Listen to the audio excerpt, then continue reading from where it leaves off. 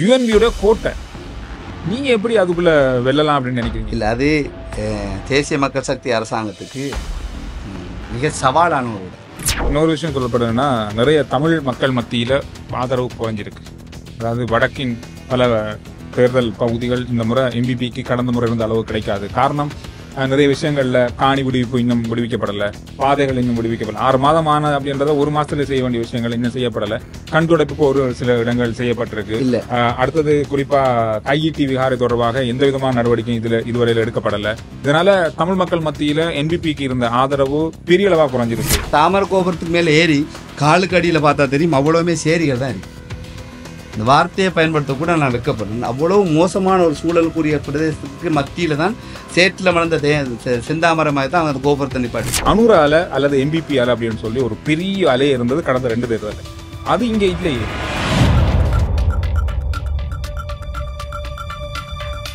மீண்டும் ஒரு முறை நாம சந்திக்கிறோம்.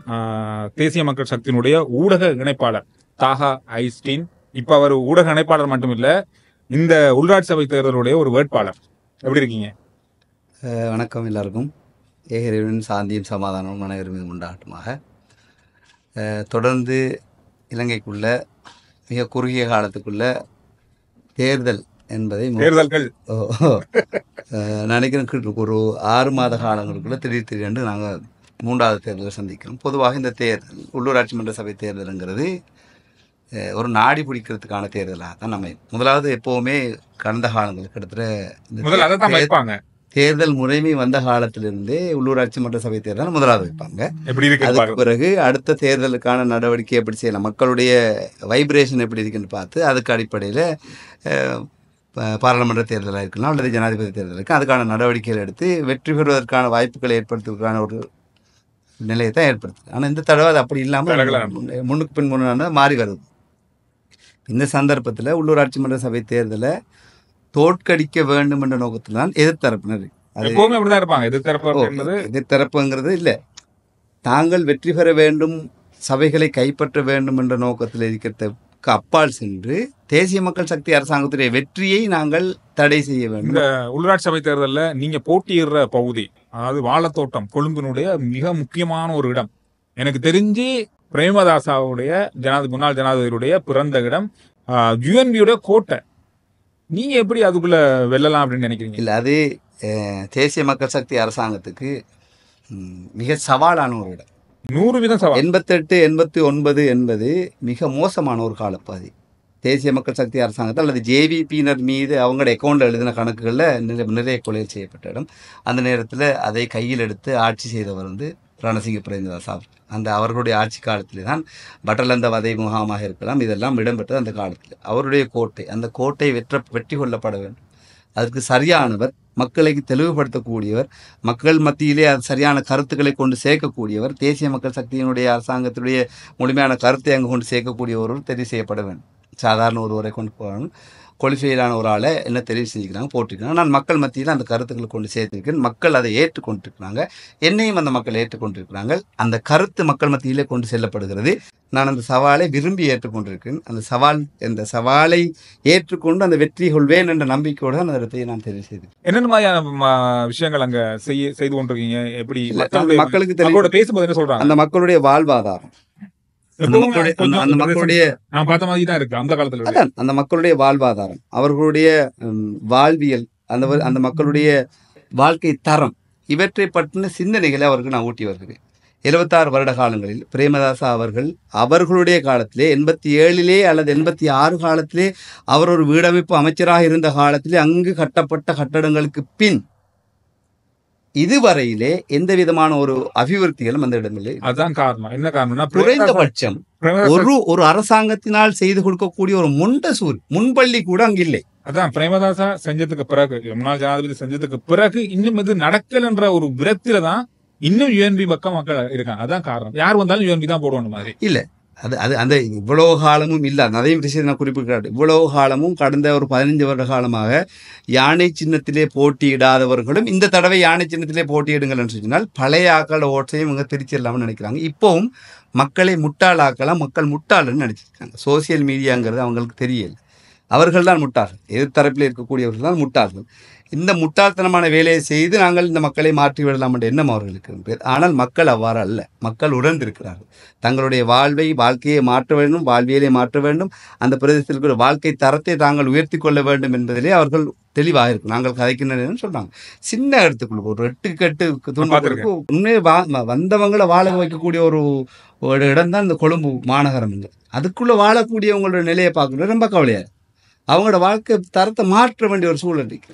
நாளைக்கு 87ஆம் ஆண்டுக்கு பிறகு செய்த ஒரு அபிவிருத்தின்னு சொன்னால் நிப்பாட்டி இருக்கிற அந்த தாமரை கோபுரம் மிகப்பெரிய ஒரு அபிவிருத்தி. அந்த தாமரை கோபுரத்துக்கு மேலே ஏறி காலுக்கு அடியில் பார்த்தா தெரியும் அவ்வளவுமே சேரிகள் தான் இருக்கு.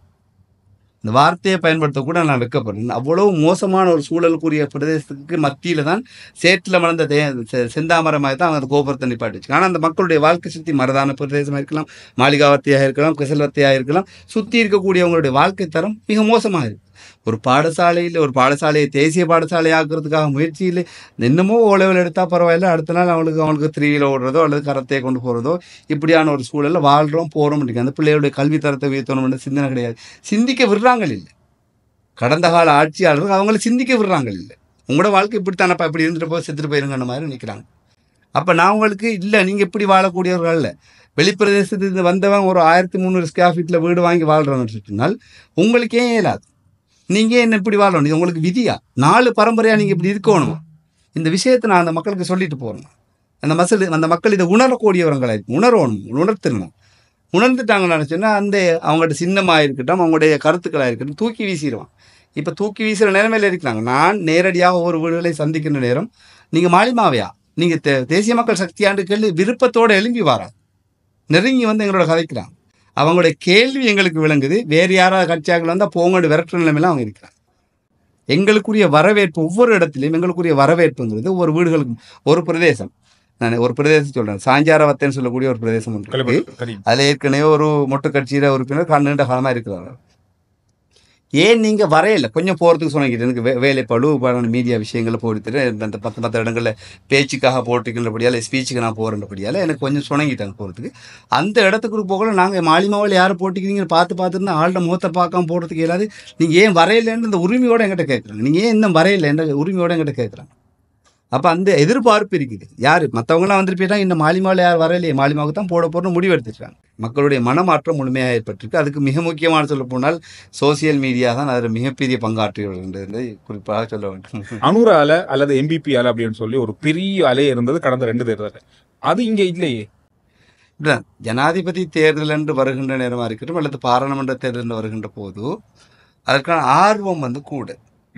அதே நேரம் அதில் பிரபல்யமானவர்கள் அதிகமானவங்க மேடைகளில் பேசுகிறதா இருக்கட்டும், மீடியாக்களில் வாரதாக இருக்கட்டும், அதில் எதிர்பார்ப்பு கூட. பிரபல்யமானவர்களுடைய அந்த வாக்கு மூலங்கள் அல்லது அவர்களுடைய விடயங்களில் மக்களிடம் இருக்கக்கூடிய எதிர்பார்ப்பு கூட. உள்ளூராட்சி மன்ற சபை தேர்தல் இருக்கக்கூடிய இதில் வளர்ந்து வரக்கூடிய அரசியல் தலைமைகள் அல்ல அரசியல்வாதிகள், அதே நேரம் புதிய இளைஞர்களுடைய வரப்பு, அதே மாதிரி புதிய பெண் தரப்பினர்களுடைய சில விஷயங்கள் தான் இதில் வருது. இந்த சந்தர்ப்பத்தில் அதற்கான அந்த எதிர்பார்ப்புங்கிறது குறைவாக இருக்கிறதால மக்கள் மத்தியில் அதனுடைய வைப்ரேஷன் கொஞ்சம் குறைவாக இருக்கு. இன்னொரு விஷயம் சொல்லப்படுதுன்னா, நிறைய தமிழ் மக்கள் மத்தியில் ஆதரவு குறைஞ்சிருக்கு. அதாவது வடக்கின் பல தேர்தல் பகுதிகள் இந்த முறை எம்பிபிக்கு கடந்த முறை இருந்த அளவு கிடைக்காது. காரணம், நிறைய விஷயங்கள்ல காணி விடுவிப்பு இன்னும் விடுவிக்கப்படலை, பாதைகள் இன்னும் விடுவிக்கப்படலை. 6 மாதம் ஆன அப்படின்றத 1 மாசத்துல செய்ய வேண்டிய விஷயங்கள் இன்னும் செய்யப்படலை. கண் துடைப்புக்கு ஒரு சில இடங்கள் செய்யப்பட்டிருக்கு. அடுத்தது குறிப்பா கையீட்டி விகாரை தொடர்பாக எந்த விதமான நடவடிக்கையும் இதுவரையில் எடுக்கப்படலை. இதனால தமிழ் மக்கள் மத்தியில என்பிபிக்கு இருந்த ஆதரவு பெரிய அளவா குறைஞ்சிருக்கு. அதனால ஜனாதிபதி வவுனியாவுக்கு போறாரு, கிளிநொச்சிக்கு போறாரு, மன்னாருக்கு போறாரு, யாழ்ப்பாணத்துக்கு போறாரு, நேரடி அவரே போறாரு. ஏன்னா மற்றாக்களை விட்டா நடக்காது அப்படின்றது அவருக்கே தெரியும். அதனால அவரே நேரடியாக களத்தில் இறங்கி இருக்காரு. தீவக பகுதிகளுக்கு விமல் ரத்நாயக்க அமைச்சர் போறாரு, ஒவ்வொரு தீவுகளுக்கும் போறாங்க. காரணம் என்ன, வடக்கினுடைய அந்த அலைய இந்த முறை குறைச்சிருக்க கூடாது. ஏன்னா அந்த அளவு மக்கள் நம்பி ஆதரவு வழங்கியிருந்தாங்க பாராளுமன்ற தேர்தலில், ஜனாதிபதி தேர்தலில் எதிர்பார்க்காத அளவுல. இப்ப அது குறையும் பட்சத்துல அரசாங்கத்துக்கு அது மிகப்பெரிய தோல்வியா அமைய வாய்ப்பு இருக்கு. அதை கருத்துல கொண்டு மிகப்பெரிய அளவான பிரச்சாரங்கள் தமிழ் மக்கள் மத்தியில நடத்தப்படுது. இல்லை, வடக்கு கிழக்க பொறுத்தவரை குறிப்பாக நான் வடக்கு சொல்லுவேன், வடக்கு சம்பந்தமான விஷயத்தை கேட்ட முடியல. நிச்சயமாக மக்களுடைய ஆதரவு தேசிய மக்கள் சக்தியிலிருந்து குறையல். அதே நேரம் காணிகள் விடுவிப்புங்கிறது பலாலி ரோட் வந்து கிட்டத்தட்ட 37 வருட காலம் அதுக்கு பழமை. அந்த பலாலி ரோட் ஆனா முழுமையா மக்களுக்கு இன்னும் அதை போய் சென்று பார்க்கக்கூடிய அளவில் வாகனத்துல மட்டும் போகலாம் வரலாம். அதுக்கு ஒரு நேரம் இருக்கு, அந்த நேரம் திறப்பாங்க, அதுக்கப்புறம் மூடிடுவாங்க. விடுவிக்கப்படாத ஒரு வீதி, இத்தனை காலமும் விடுவிக்கப்படாத வீதி நிபந்தனைகளோடு விடுவிக்கப்பட்டிருக்கு. நீங்க அதான் சொல்றீங்க போகலாம் வரலாம் பார்க்கலாம் வரலாம்னு, நிபந்தனைகளோடு விடுவிக்கப்பட்டிருக்கு. அந்த நிபந்தனை எதுக்கு? அதுக்குள்ளுக்கு என்னென்ன பாதுகாப்பு நடவடிக்கைகள் வச்சிருந்தாங்க. சில நேரம் அதுக்குள்ளுக்கு ஆட்கள் நடமாடக்கூடாது என்பதற்காக உயர் பாதுகாப்பு வளையம் என்ற அடிப்படையில் சில லேண்ட்மைன்ஸ்கள் புதைக்கப்பட்டிருக்கலாம். மக்களுக்கு அது ஆபத்தை ஏற்படுத்தி விடும். அவர்களுடைய காணிக்குள்ள எங்கெங்கே லேண்ட்மைன்ஸ் வைக்கப்பட்டிருந்தது அவங்க தேடி அதை கிளியர் பண்ண வேண்டிய ஒரு சூழல் இருக்கு. அதெல்லாம் அது ஏர்போர்ட் இருக்கக்கூடிய ஏரியா, அதை பாதுகாப்புக்காக அந்த பதியை திறந்து விட்டுருக்காங்க. படிப்படியாக அவைகள் நீக்கப்பட்டதுக்கு பின் அவற்றிலிருந்து முழுமையான மக்கள் பவனைக்கு ஒரு வருட காலத்துக்குள்ளே கொடுப்பாங்க. மற்றது, இந்த அரசாங்கத்துக்கு ஒரு விடயத்தை நீங்கள் ஏற்றுக்கொள்வீங்கன்னு நினைக்கிறேன். கடந்த 76 வருட கால ஆட்சியில் கிட்டத்தட்ட ஒரு 40 வருட காலத்துக்குள்ள 50 வருட காலத்துக்கு ஆட்சி செய்த அரசாங்கங்கள் சிறுபான்மையினர் இலங்கை மக்கள் இணைய வேண்டும் என்றது என்னுடைய கோரிக்கை. சிறுபான்மையினர் தங்களை அடையாளப்படுத்திக் கொண்டிருக்கக்கூடிய தமிழ் மக்கள் பாதிக்கப்பட்டார்கள் என்பதை நீங்கள் ஏற்றுக்கொள்வீர்கள்.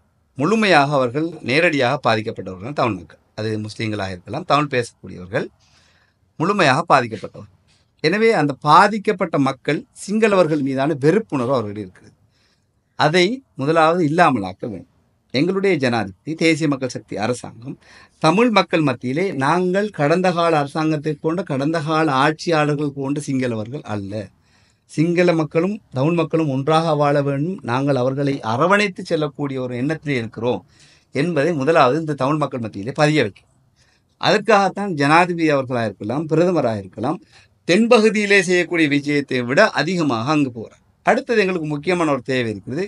அடுத்ததாக அரசியல் தேவைக்காக பயன்படுத்தி கிட்டத்தட்ட 49 அல்லது 50 வருட வயதை கொண்ட பிடிஐ இல்லாமலாகும். அது நாங்கள் அடித்த வாக்குறுதிகள். ஆனால் அது நடக்கல. இல்லாமலா ஆக்குறதாக இருந்தால் மீண்டும் ஒரு தமிழ் மக்கள் அரசுக்கு எதிரான ஒரு நடவடிக்கையிலேயோ அல்லது அரசுக்கு எதிரான ஆயுத போராட்டத்துக்கு கலாச்சாரத்துக்குள்ளோ சென்று விடக்கூடாது. எனவே அவ்வாறான சூழல் இல்லாத ஒரு நிலையை ஏற்படுத்த வேண்டும். இந்த அரசாங்கத்தின் மீது தமிழ் மக்கள் குறிப்பாக நம்பிக்கை வைக்க வேண்டும். எனவே அந்த நம்பிக்கையை ஏற்படுத்துவதற்காகத்தான் இப்போது நாங்கள் தொடர்ந்து இன்னும் விஜயம் செய்வோம். நம்பிக்கை வச்சுதானே வாக்களித்தார்கள். ஆனால் இன்னும் அந்த நம்பிக்கையை உறுதி செய்து அந்த மக்கள் இல்லை, இதற்கு பின் இந்த அரசாங்கம் எங்களை கைவிடாது, எங்களுக்காக அரசாங்கம், நாங்கள் இலங்கையர்கள் என்ற ஒரு மனநிலைக்குள் அந்த மக்களை கொண்டு வர வேண்டும். உங்களுக்கு தெரியும், ஜனாதிபதி அவர்களுடைய வைபவங்கள் இடம்பெறுகின்ற போது அல்லது இந்த கூட்டங்கள் இடம்பெறுகின்ற போது அவர் ஆனந்த கண்ணீரோடு ஒரு உணர்ச்சி வசப்பட்ட கண்ணீர்களை அவர்கள் செலுத்துவது நேரடியாக இது வேண்டுமென்று காசு கொடுத்து செய்யறதல்ல.